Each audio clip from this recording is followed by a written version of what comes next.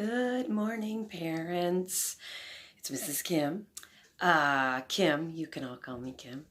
I wanted to talk to you today about, we're going to continue with a little bit of patience, and we're going to continue with giving directions and getting your child through directions, hopefully without any tantrums or frustration.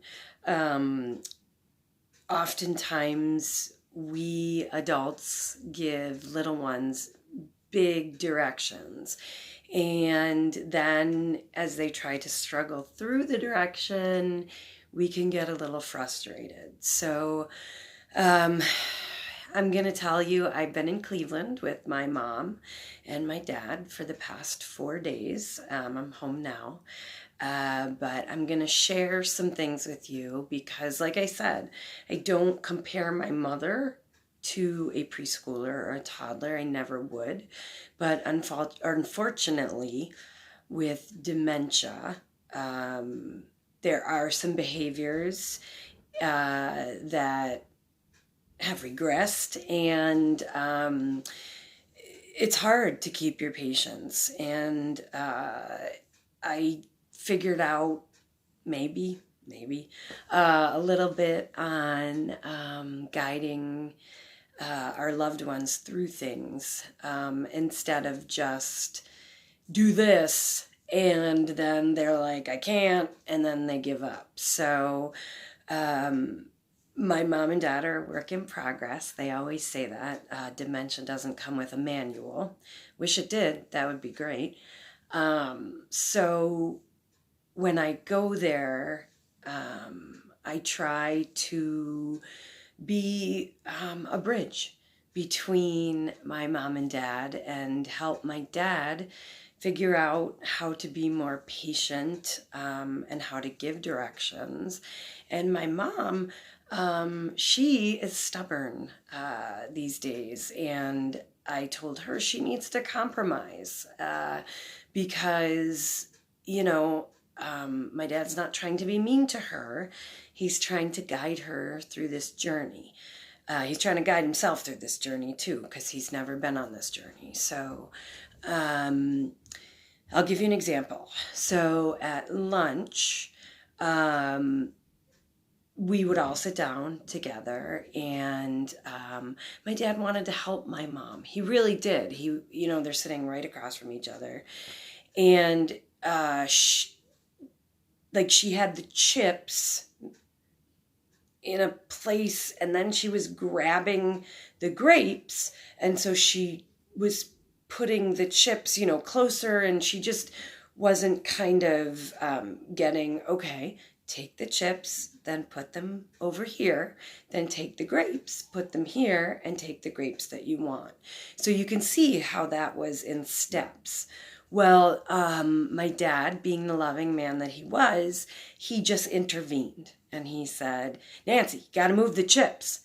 So my mom got frustrated, and she has this thing where she closes her eyes, and she just shuts down. So obviously I noticed that. It's a new thing, and I thought, I'm a special education teacher, so maybe I can figure out how to work with her in a way that she's not frustrated and my dad's not frustrated and everybody is okay. So what I did was, my mom wanted to do some tasks around the house that she's really been wanting to do, but they're overwhelming for her. So she really wanted to vacuum. And I guess my dad gets out the vacuum for her, and then just, okay, you can vacuum. And then he said he comes back and she says she's vacuumed and the vacuum is in the same place with the cord rolled up. So I thought, how can I help with that? So she said she wanted to vacuum, so I thought, let's give it a whirl. So I said to her, what do you do first, Mom? And we broke it down into steps. It's a lot of steps. So I literally, the first step is opening the door to the closet where the vacuum is. Then the next step is take the vacuum out. The next step, so we're on 3 steps already, is take the vacuum where it needs to be taken. So we got it to where it needed to be taken. And I said, Mom, what do you do next? And she looked a little puzzled. So I just gently, and this is how I told my dad, I'm like, gently, like a gentle reminder. That's my hand gesture for him.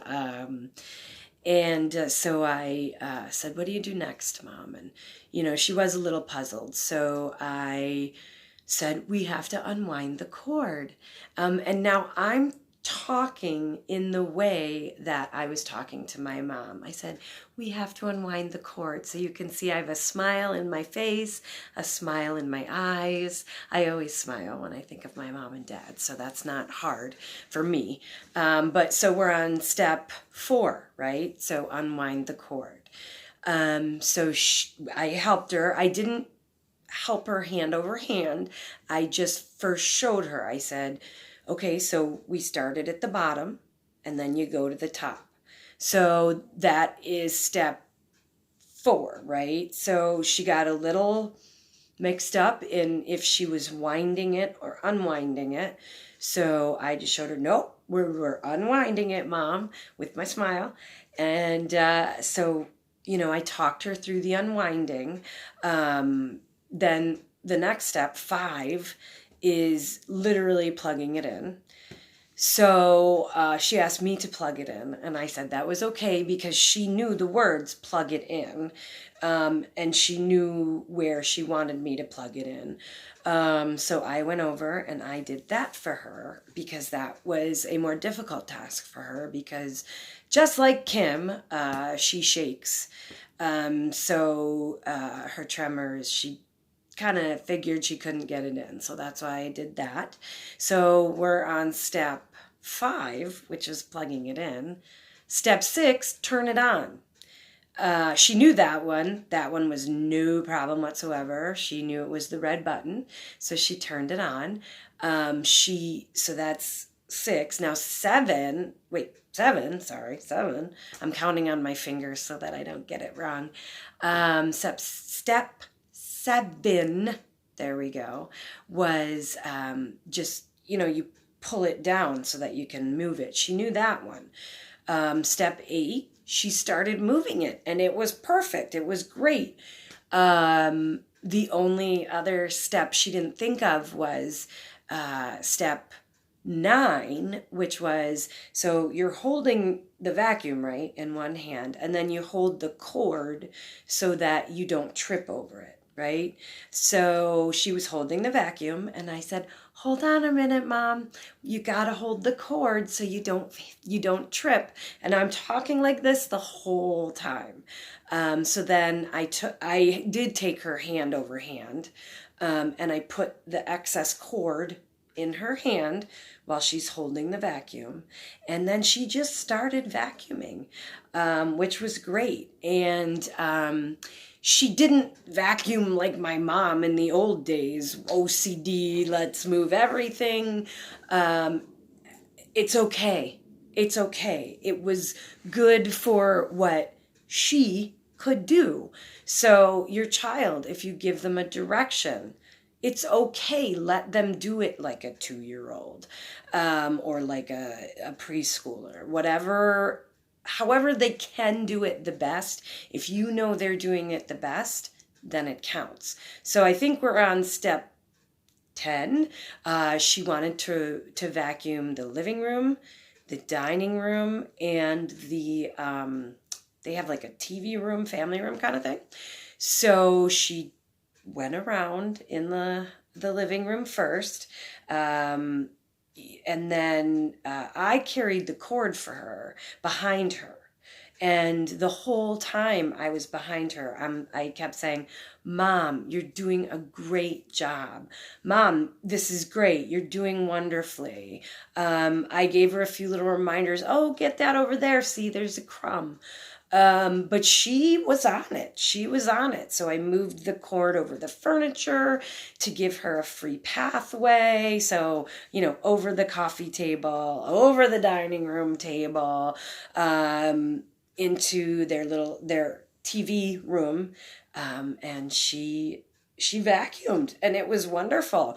And then she came back with the vacuum to right where she started.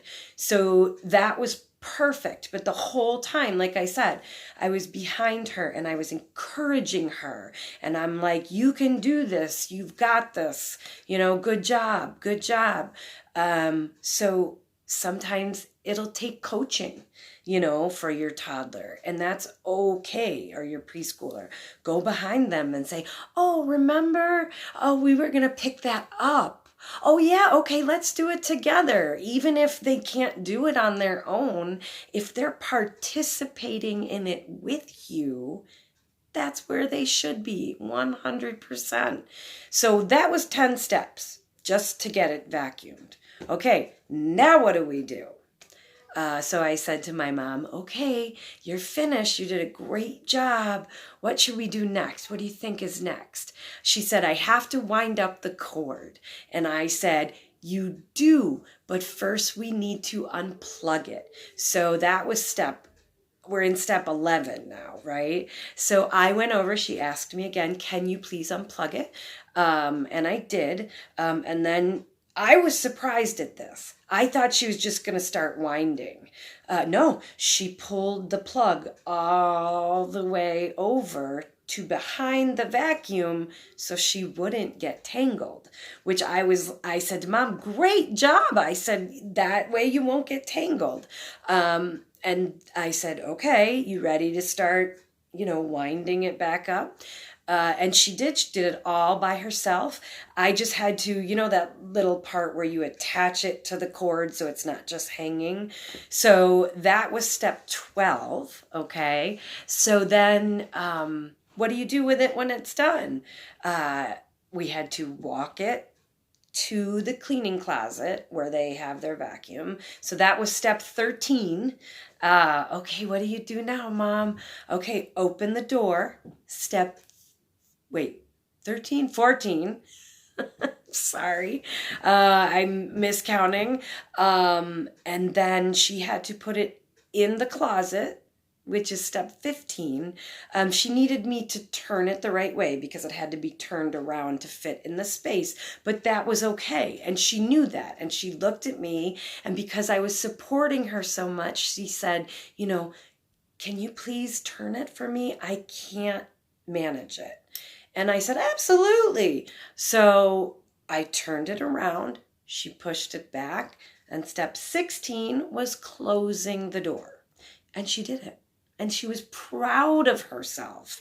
And she told my dad, and I told my dad, she said, I vacuumed. And my dad looked at me and I said, she did. And I explained to him all the steps and how I had to break it down for her, and really support her in what she was doing.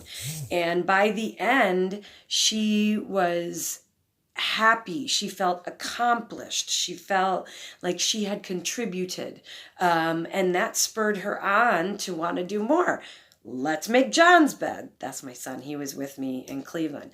So we went upstairs and we made John's bed together. And again, it's a lot of steps, right? So I just guided her. I did one side, she did the other, and we did it together. And I just gave gentle, and that's how I described to my dad, gentle reminders.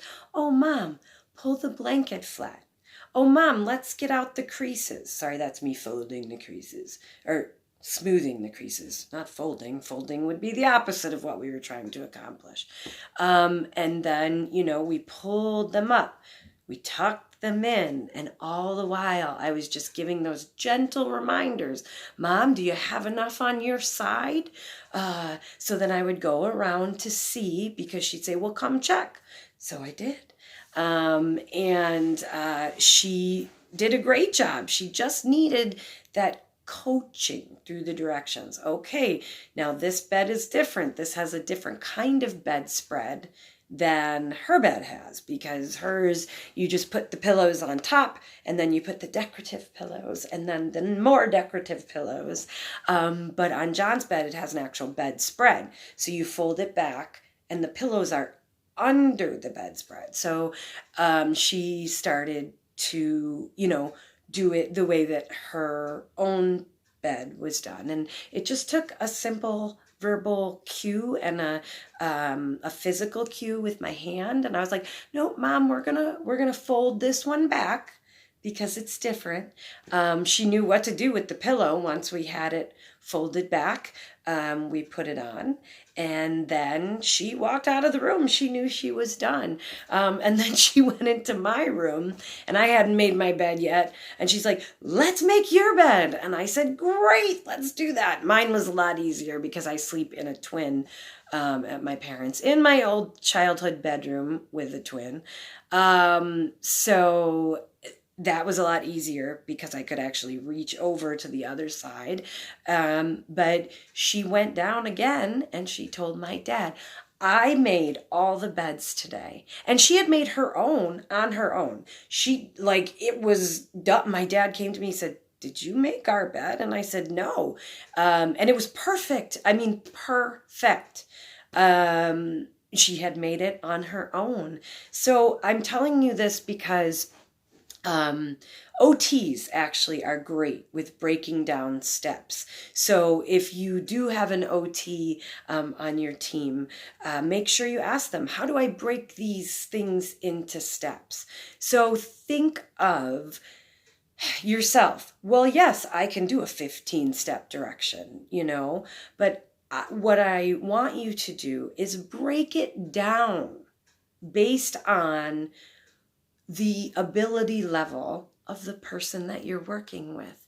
So you might think potty training. Oh, that's no big deal. Well, let's go through the steps of potty training. You have to feel the sensation. You have to walk to the bathroom. You have to open the door. You have to pull down your pants. You have to pull down your whatever you wear, if it's an underpants or a pull-up. You then have to sit on the potty. Then you go to the potty, then you wipe, then you stand up from the potty, then you pull up your underpants or pull-ups. Now, so that's 10. We're on 10, right? So then you have to pull up your pants, then you have to flush the toilet, then you have to walk over to the sink, then you have to turn on the sink, wash your hands, turn off the sink, dry your hands, put the towel back, and then walk out of the bathroom. That is 19 steps for a potty. So as you can see, that's a lot of steps. So what I want you to focus on is breaking things down for your child to be able to do them. And even if it's they can do one step. Start at one step. Can you hand me that? Or can you pick that up for me? Or come over here. That's one step, okay? And if they need physical cues, a physical cue is just, remember, gentle hands. So you could do it this way, come over to me. Or you could go to your child and, gently touch them and say, come on over, we have something to do. When they have mastered one-step directions, then you move on to 2 steps. And you're going to need to coach them through it. You're going to need to say, you're doing a great job. Or if it's, I always use the example of picking something up off the floor. You might have to go over and point to exactly where it is. And you might gently need to take your child's hand and do it together and pick it up. And that's okay. So I learned a lot this week with my parents. My dad is trying now to break things down because he's seen that works for my mom. And my mom calls that working with her. She says, Kim can work with me. I said, anybody can work with you, Mom.